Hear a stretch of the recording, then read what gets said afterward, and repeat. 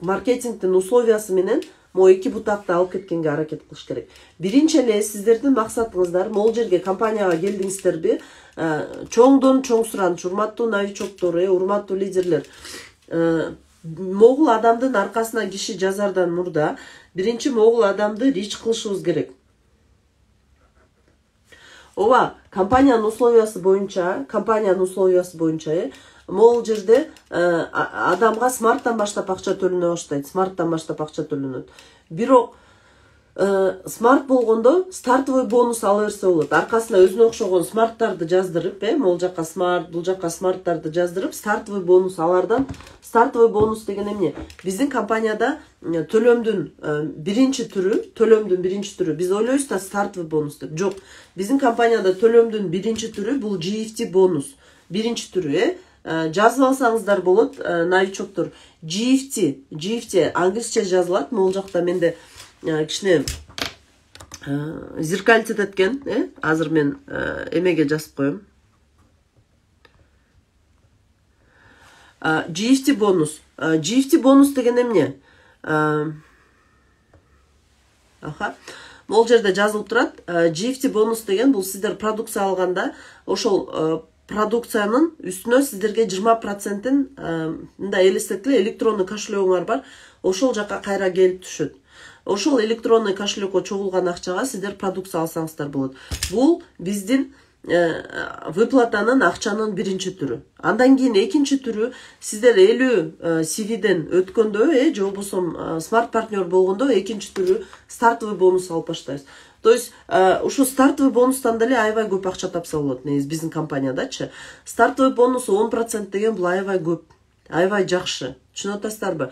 Анткени көп компанияларда 10% деген система жок.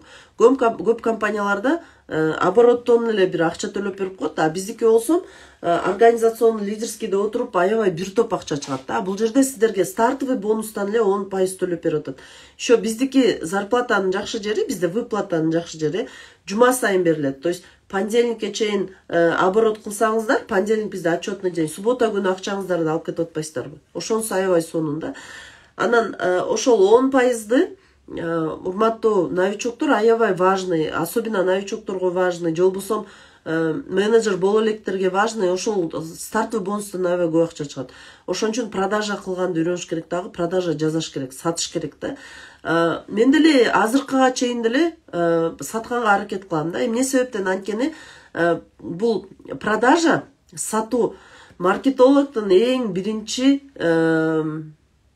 обязанности. Эң биринчи. Ошон үчүн любой маркетинг планга барсаңар, любой жерге барбагыла, все равно сатуудан башталат бүт нерсе. Ошон үчүн биз сатууда профессионал болгонго аракет кылышыбыз керек. Сатыш керек. Продукция болобу, обучение болобу, мероприятие болобу, ошону сатканга аракет кылышыбыз керек. Көрдүңүздөрбү? Ошон үчүн ошол продажа, сатууну мыкты аткарышыбыз керек дагы, стартовый бонусту алганга аракет кылышыбыз керек. Ооба. Андан кийин караңыздар, эң негизги максатыбыз, эң негизги задачабыз бул бизнестеги ошол сатуу, продажа кылуу.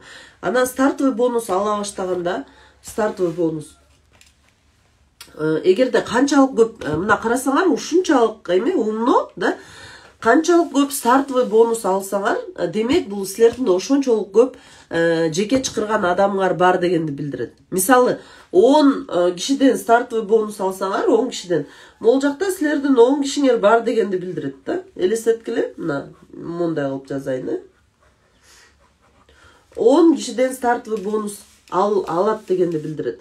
Негизи маркетингдин условиясы боюнча, эгерде сиздер организационный акча деген эмне? Бул сиздердин обороттон чыккан акча. Алам десеңиздер, демек сиздер оң дагы сол жагыңыздарга өзүңүздөрдүн жеке чакырган адамыңыздар жазышыңыздар керек. Негизи көп адамдар возмущаться этет да, бирок мен сиздерге айтат элем да, эмнесине возмущаться этесиңер? Анткени это честно. Бул деген халал. Эмне себептен? Анткени эгерде сиздердин өзүңүздөр жеке чакырган адамдарыңыздардан акча албай, бияка спонсор же бирөө ыргытып коюп, ошондон акча алып атсаңар, анда бул уже эмне болуп калат? Маркетинг туура эмес болуп калат. Түшүнүп атасыздарбы? Ошон үчүн адам келди түшүндүрүш керек. Сен эгерде кийин могу системадан астыңа кеткен адамдардан акча алам десең, ооба маркетинг ыргытат. Мисалы лево право дегенде астыңарга адамдар түшүп калат. Бирок именно задача эмнеде? Задача могул жердеги адам в первую очередь оң жагына, сол жагына лишник жазыш керек. Ошондо гана анан мояка балдар эсептелинип организационный акча кете баштайт. Түшүнүңүздөрбү? Ошон үчүн келген адамга биринчи ошол стартовый бонус алганга кызыктар болуш керек келген адам. В первую очередь стартовый бонус. Стартовый бонус канчалык көп алсаңыздар, канчалык көп кишиден алсаңыздар, ошончолук кийин могул системаңар туура кетет. Ошончолук кийин могу системаны иштеш оңой болот. Түшүнүп атасыздарбы? Ошон үчүн акцент кылабыз стартовый бонуска. Андан экинчиси лидерский бонус. Эмне себептен рич деп атам? Анткени эгерде сиздер организационный бонус, эмнеге рич деп атам? Анткени сиздер могул жакта команда кетип калып, астыңыздарда сизден активный адамдар чыгып кете турган болсо, алардан чыккан могул жерде пайыз, могул обороттон чыккан пайыз аз болуп калат. 6%, 8% болуп калат да. Ошон үчүн 10% алыш үчүн биринчи могул адам өзү рич болуш керек. Демек, ушул адам биринчи рич болгонго, рич кылганга аракет кылыш керек. Бул командасы чоңое электе. Түшүнүп атасыздарбы? Көп сурайсыздар, кече дагы ушундай суроолор болот да. Режим клиента. Могул смарт болуп жазылган адамдар, мисалы 1-2ден продукция алган адамдар, бул компания үчүн стратегически важно, жөн эле могул жакта адамдар жүрө бербесин деп ушундай система киргизилген. Могул кирген адам хотя бы бир айда бир продукция алып ичиш керек да, өзү үчүнчү. Бул эми продукция ичем деген адамга проблема деле эмес. Ошондо ал адам режим клиентага кирбейт да. Эгерде 12 айда бул адам вообще продукция албаса, бунун эмне кереги бар? Түшүнүп атасыздар, сиздерге негизи эле эмне кереги бар? Демек, бул адам кызыктар эмес. Маркетинг мындай стратегия үчүн бул адам неме мааниси жок болуп калат. Ошон үчүн бул адам режим клиентке түшүп калат. Ошон үчүн бул режим клиентке түшпөш үчүн сиздер сатуучу катары, сиздер именно маркетолог катары могул адамдын ай сайын жаңы покупка, обновление деп коет, жаңыртып туруусуна сиздер кызыктар болушуңуздар керек. Список түзүңүздөр, журнал ачыңыздар, отдельно жазыңыздар, ким качан алган, бир ай болду, боло элекпи, качан болот бир ай. Ошонун бардыгын мындай, кандай десем, карап турушуңуздар керек. Мисалы, супермаркеттерде көп продавецтер иштейт да. Мен мурда таң кала берчүмүн. Тизип эле коет да турабы, аны бир эле киши деле тизип коет с утра до вечера. Анан мен мынтип көрчүм да, ушу мен иштегенде жана колбаса саткан жеринде иштечүмүн. Анан кыздар бар эле аркы сахар крупада бирөөсү иш кылып аябай көп киши, особенно түндө көп киши чыгат элек да. Күндүз мисалы 4-5 киши иштесе, кечинде 8-9-10 кишиге чейин чыгат элек кичинекей магазинге. Анын ушунча кишинин эмне кереги бар деп ойлочумун да. Көрсө, ошол кишилердин бардыгы именно ошол продукциянын срогун карайт экен да. Элестетиле, ошол срок, просрочка, особенно виноводка, срогу көбүрөөк жерге бир эле киши чыкчу, а именно молочка, сүт саткан, нан саткан, срогу бат бузулат го товарлар. Ошол жака жана продукты, овощи саткан жагына түндө аябай көп киши чыгат эле да. Ошо түнү менен ошол срокторун карап, бузулгандарын алып, ушинтип жумуш кылат элек да. Анан ошондо срок өтүп кетсе, эгерде байкабай калсаң, штраф төлөйт элең. Штраф төлөтөт эле. Сен сатуучу катары штраф төлөп берет элең да. 250, мен бир эле жолу штраф төлөгөм, 250 сом штраф төлөп, аябай настроениям түшүп, анан кийин ошондо тетрадь сурап, эмеден менеджерден тетрадь бергиле деп. Тетрадь ачканда жаңы келген продукцияны кадимкидей календарь кылып алып, заранее эсептеп, например, жана блокнот болот го, дневник сыяктуу, ученический дневник, ошол сыяктуу кылып жазып алып, анан мисалы ошол колбасанын срогу 21 күн болчу да, ошо 21 күндөн кийин числону карап, ошол күнгө жазып койчумун да, ошол колбасанычы. Анан кийин ошол күнү эртең менен келип эле тетрадьымды ачып карап эле, анан могул колбасанын сроку келип калган турбайбы деп эле анан прилавканы карап барбы жокпу карап, бар болсо алып, жок болсо чийип койчумун да, жок депчи.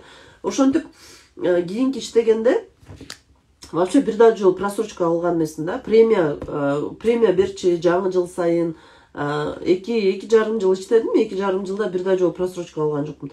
Сырларды, салаттар бар болчу менин отделимде. Салаттар 2 күн, 3 күн, 2 күнгө эле жетчи. Торттор бар болчу. Ошол аябай көп наименование продукциянын бирөөсү да просрочка болгон эмес да.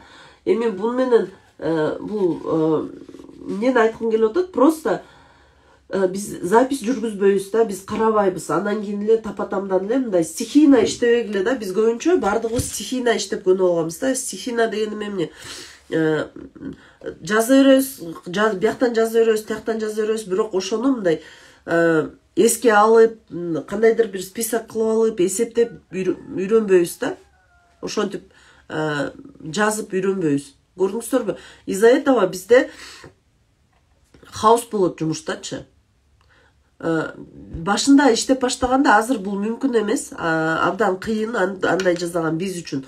Башында иштеп баштаганда, когда командада 20-30 киши бар болгондо, кадимкидей ученический журнал алып жүрөт элек. Мына ошол жака качан адам продукция ичип баштады, кандай результаттарды алып атат, ар бир адам жөнүндө жазып, ошону фиксировать этип карап турат элек да. Бул абдан маанилүү. Биздин бизнесте абдан маанилүү. Ошон үчүн сиздерде ошол режим клиентке түшпөшүн, ошону карап туруу бул ар бир лидердин задачасы да. Ар бир лидердин астына койгон задачалардын бирөөсү. Ошон үчүн сиздер ошол задачаны мыкты аткарганга аракет кылышыңыздар керек да. Андан кийин ошол маркетинг боюнча биз организационный жөнүндө түшүнүктүү болду деп ойлойм. Эми организационный акча чыксын десеңиздер, сиз ошол командадагы ар бир лидердин өсүүсүнө, алар да акча табуусуна кызыктар болушуңуздар керек. Кызыктар болушуңуздар керек да. Бул биз жанагы башында иштеп баштаганда стартовый бонуска кызыктар болобуз. Андан кийин баягы списокты мындай да ар бир адам минимальный убакытта ошол жазган списокты, баягы күнү список жазбадык, ошону бүтүргөнгө аракет кылыш керек да. Мисалы, сиздер 350 киши жазсаңыздар, эгерде ошол список менен аябай тщательно жакшы иштесеңиздер, ошол списоктон 35 киши келет бизнеске. 35 киши келет. Эгерде ошол 35 кишини смарт клиент кылып жазсаңыздар, ошонун арасынан 4 лидер чыгат. 4 лидер, иштейм деген 4 лидер чыгат. Мына ошол 4 лидер менен кайра эле алар 35тен киши жазат, анын 4 лидер болот, ошентип отуруп көбөйүп отуруп. Эми бул, конечно, в лучшем или в худшем случае ар түрдүү болуп калат ар бир лидерге. Кээ бирлердики ошо 35 кишиден 10-15ке чейин лидер чыгып калышы мүмкүн. Буну эч ким айта албайт, бул просто статистиканы айтып атам сиздергечи. Ошон үчүн биринчи очередь биз эмне менен иштешибиз керек? Бул поэтапно. Биринчи очередь биз продажа, стартовый бонус менен иштешибиз керек. То есть стартовый бонуска кызыктар болушубуз керек. Андан кийин уже стартовый бонус көбөйүп, команда көбөйгөндө, анан ошол команда образование алдыңдагы кишилерди алып кеткенге кызыктар болуш керек. Аларды карагап, үйрөтүп, ричке чыгарып, биринчи ошол смартты вип кылабыз, випти рич кылабыз. Кичинекей шагтарды жасап үйрөнүңүздөр. Кичинекей шагтарды. Анан рич болгондон кийин ал адамды стартовый бонуска кызыктырабыз. Ушинтип поэтапно иштеш керек да.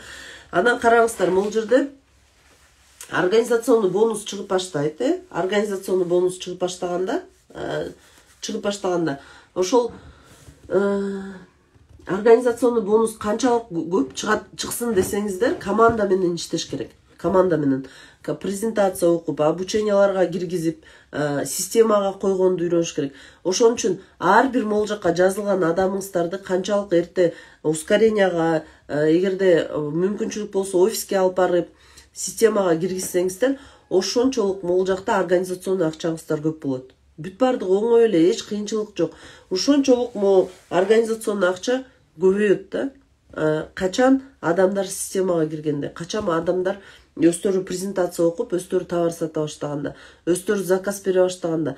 Анан караңыздар, канчалык могул жерде самостоятельно кылып үйрөтсөңүз, ошончолук бат доходго чыгасыз. Бирок бул жакты самостоятельно кылыш үчүн өзүңүз самостоятельный болушуңуз керек. Түшүндүңүзбү? Анан үчүнчү түрү бул лидерский. Эң сонун акча, эң кандай десем, приятный акча десем болот. Эмне себептен? Анткени сиз лидерский ала баштаганда, биздер лидерский 25%, биринчи, экинчи линиядан алабыз. Рич партнерлор жөнүндө эле айта берейин. Мындай да, менин кызым бар. Бүгүн как раз куттуктасалар болот. 9 классы бүтүп атат. Азыр майрамга кетебиз. 9 класстан кетет. Ошон үчүн даже ишенбей там. Кече күнү эле осознала отуруп аябай бир кыздай ощущениялар болду да. Ошол кызым 14 жашында хореограф болуп иштеп 7,5 миң сом көтөрүп келди да үйгөчү. Жок, биринчи 3,5 миң сом көтөрүп келди. Аябай мындай башкача болот экен да. Өзү торт көтөрүп келип үйгө, давайте отметьте, мен биринчи зарплатам, мама сизге акча берейинби деп, аябай башкача мындай кандай десем, толкундуу болот экен да. Анткени ребенок, ошол сен үйрөтүп чоңойтуп келаткан рахмат балаң ушинтип чоңоюп, өзүнчө самостоятельный болуп, акча таап, өзүнүн жашоосун алып кетип атса, абдан волнительно болот экен да. Бизнесте деле ошондой. Лидер болуп кетсе, сен чакырып келген адам лидер болуп кетсе, сен чакырып келген адам ушул бизнесте өзүнүн ордун таап кетсе, ошол акчага чыкканда ушундай кайф болот. Билбейм, ким лидерский алып атат, жазып койсоңор болот. Рахмат чоң. Көрдүңүздөрбү? Ошон үчүн лидерскийге жеткенге аракет кылыш керек. Лидерский алганга аракет кылыш керек. Бул бизнестин негизги өзөгү лидерский. Эгерде сиздер лидерский алып баштасаңыздар, значит мен 100% лидер боло алган турбаймбы? Демек мен ошол адамдарды ийгиликке жеткизе алган турбаймбы? Демек ошол адамдар акча ала баштаган үчүн мен акча алып аткан турбаймбы? Деп өзүңүздөргө ынансаңыздар болот да. Эмне себептен? Анткени ошол лидерский бул сиздердин бизнесиңиздердин туура жүрүп баратканын белгиси. Канчалык лидерский көп болсо. Мен бир убакытка чейин вообще лидерский албаган учурлар болгон да. Мен ойлогом, айтып атпаймынбы, жана бизнеске кирип кетесиң да. Рахмат чоң, каалоо тилектериңиздер кабыл болсун. Ошон үчүн лидерский деген бул сиздердин бизнесиңиздердин туура кетип баратканын белгиси. Ошон үчүн сиздерге айта турганымда, бул бизнесте к чему надо стремиться? Эмнени жасаш керек, эмнеге карай умтулуш керек дегенде, стартовый бонусту жасаш керек, бирок лидерскийди карай умтулуш керек. Лидерскийди карай умтулуш керек. Анткени лидерский бул сиздердин системаңыздардын туура баратканын белгиси. Барыңыздар эле билесиздер, например, эгерде сиздердин бир жагыңыздар өспөй калса, лидерский албай каласыздар, организационный албай каласыздар. Бул эмне себептен? Анткени сиз ошол маркетинг планынын шартын 100% аткарбай жатасыз дегенди билдирет да. Ошон үчүн ошол маркетинг планынын шартын 100% аткарып, ошол жакта болгон акчанын баарын алуу, бул ар бириңиздерге мындайча айтканда мүмкүнчүлүк бар. Мүмкүнчүлүк бар. Сетевой маркетингдин аябай сонун жери, мага жаккан жери, бул жаңы келдиң, жана келдиң, кече келдиң дебейт да. Сиз канчалык кеч келесиз, эрте келесиз, бирок ошончолук көп кыймылдасаңыз, ошончолук көп аракет кылсаңыз, любой лидерден ашып кетсеңиз болот. Бизден өтүп корона амбассадор болуп калсаңыз болот.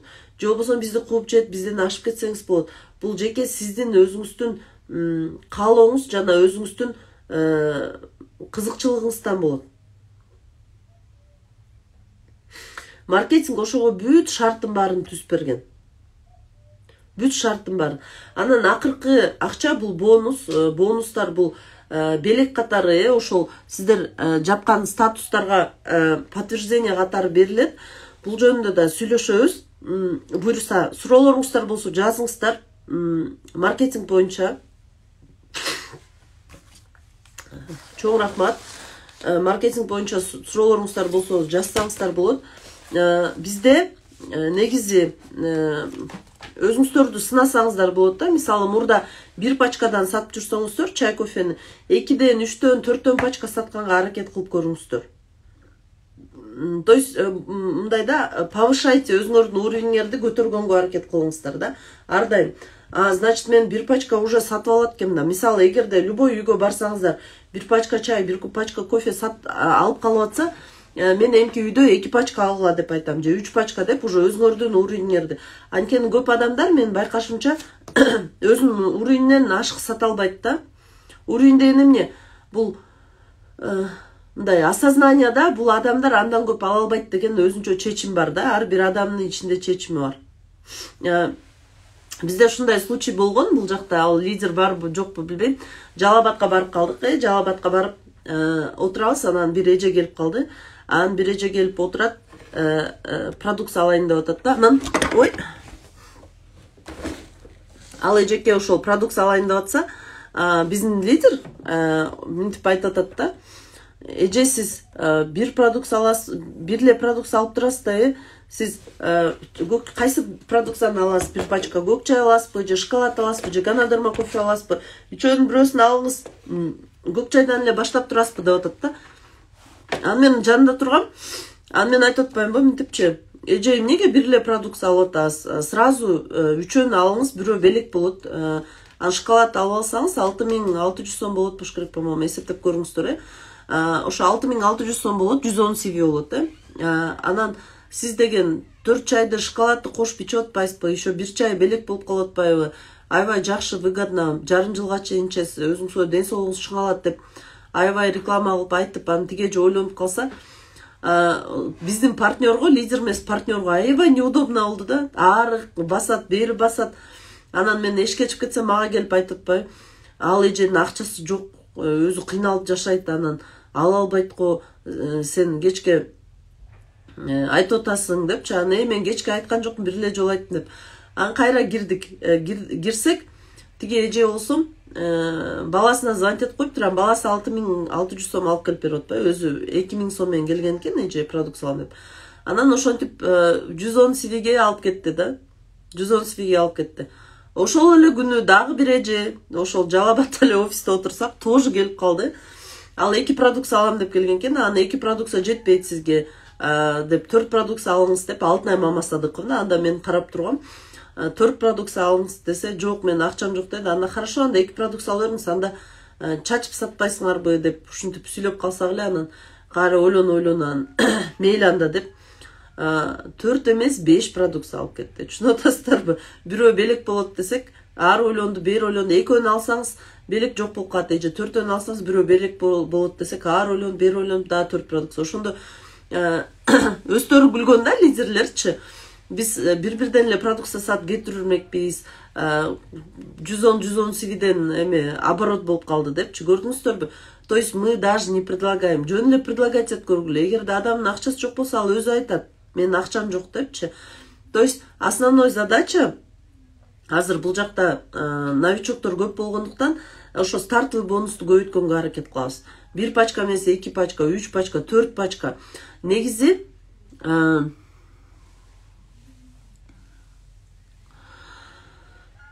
Мадина эжеке дейин, Мадина эжеке күйбөйт, бонусуңуз тура берет. Просто сиз ал бонусту рич болмоюнча ала албайсыз да. Рич кылып жаап туруп анан алсаңыз болот.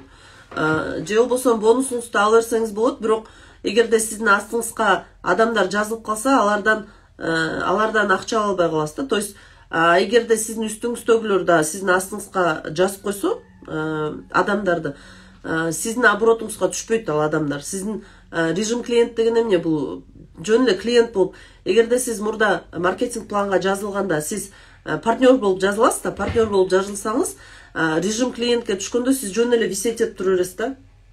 Жөн эле тура бересиз. Товар алсаңыз жазылат, бонустарыңызды ала бересиз, бирок ошо маркетингде участие кылбай каласыз да. Өзүнчө бир мындай ячейка болуп калат да. Түшүнүп атасызбы? Ошон үчүн желательно режим клиентке түшпөгөнгө аракет кылыңыздар. Бонус күйбөйт.